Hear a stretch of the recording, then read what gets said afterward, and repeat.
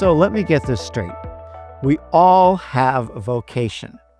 We are called to be God's holy children. This is who we are in Christ. We're saints. Every day we live out that vocation wherever we are and whatever we do. One of the ways we live out our vocation is work. What's work?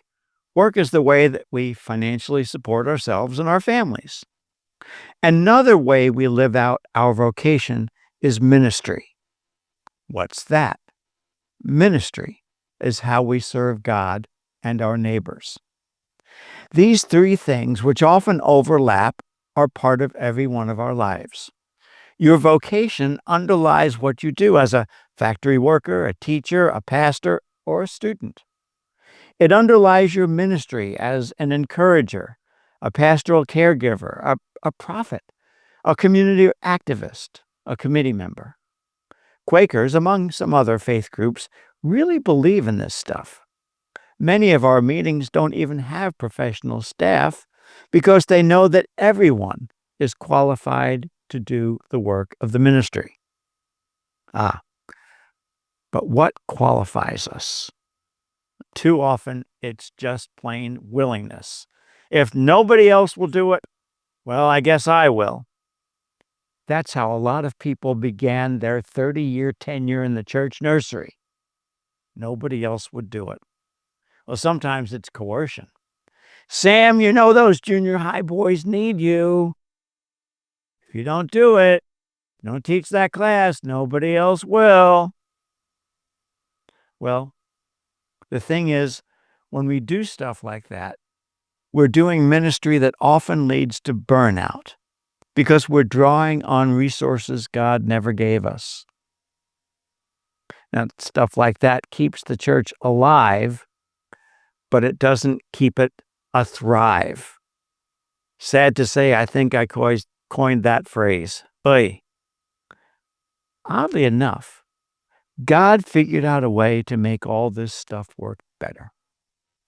God gave a gift or gifts to each member of the Big C church to help them in their ministry. We read about these gifts in 1 Corinthians chapter 12, Romans chapter 12, Ephesians chapter 4, and 1 Peter chapter 4. Decades ago, church growth guru Peter Wagner decided that there were 21 spiritual gifts in the Bible. Well, since that time, people have realized that, maybe the Bible's not quite as static as we thought. Maybe spiritual gifts aren't quite as limited as we thought. So they added a few more. The thing is, however many there are, God provided gifts so that we could be multi-vocational churches. The ministry is accomplished by all working together, living their holy lives, working in the joy of the Spirit, and ministering in the Spirit's strength. One incident from a few decades ago shows this concept in action. Back then, I was Christian education consultant for Evangelical Friends North America region. I spent a lot of time traveling to churches and groups of churches, assisting in training their religious educators. One time, I was leading a workshop for a group of Friends churches in Oklahoma. I was talking about how ministering according to our giftedness invigorates us rather than wearing us out. I even suggested that I'd rather a church have fewer Sunday school classes led by gifted teachers than a lot of classes taught by people who would rather be ministering in other ways, even if that meant larger, less age-graded classes.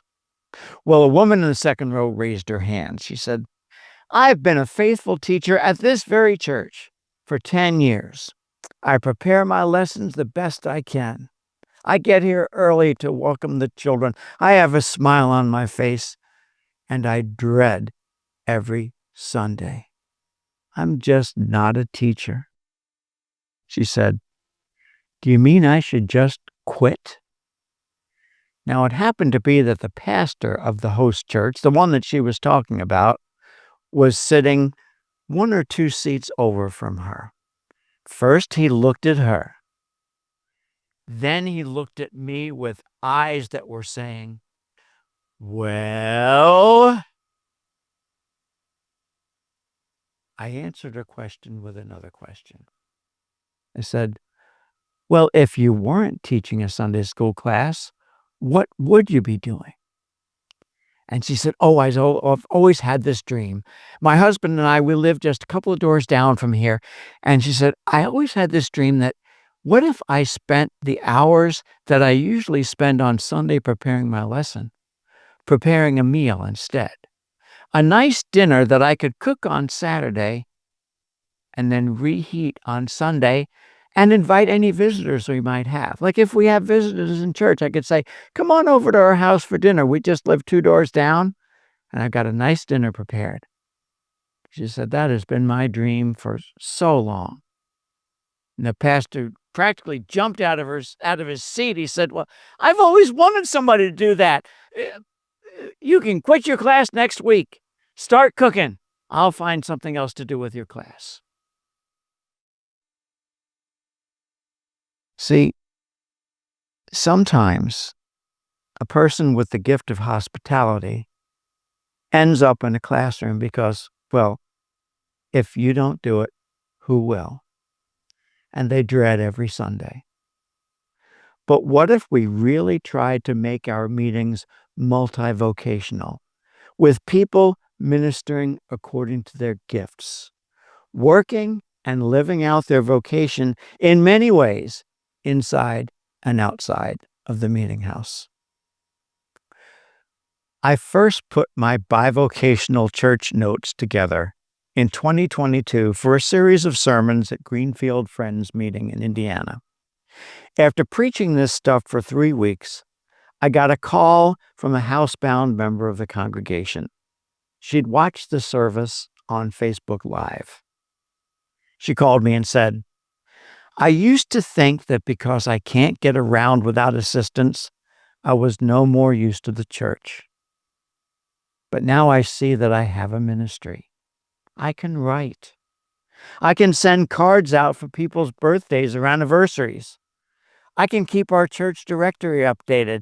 Heck, I could put the whole thing into one file electronically and we can add or delete or change things anytime. I can do that because I'm part of the church. Well, she died not too long after that. By the time that woman died, sadly, just a few months later, we did have an updated version of our church directory, and it was electronic, and it could be added to and deleted from and actually used. We still use it, thanks to one woman's ministry who realized, I'm a part of the church. I can do that. Her vocation was to live for God. Her work was simply survival in a wheelchair. Her ministry was one of organization and helpfulness. She showed us what a bivocational church is all about.